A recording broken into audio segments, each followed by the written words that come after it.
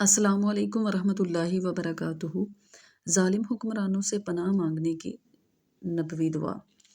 اللہم لا تسلط علینا من لا یرحمنا۔ اے اللہ ہمارے اوپر بے رحم حاکم مسلط نہ کرنا۔ یہ سنن ترمذی کی حدیث ہے۔ اس دعا کو فی الحال ابھی کے وقت میں زیادہ سے زیادہ پڑھنے کی ضرورت ہے۔ یہ وقت کا تقاضا بھی ہے کہ اس دعا کو زیادہ سے زیادہ پڑھا جائے تاکہ کوئی بھی جو بے رحم ہے، جو ظالم حکمران ہے یا جو ملک پاکستان کو لوٹنے والا حکمران ہے وہ ہم پہ مسلط نہ کیا جائے۔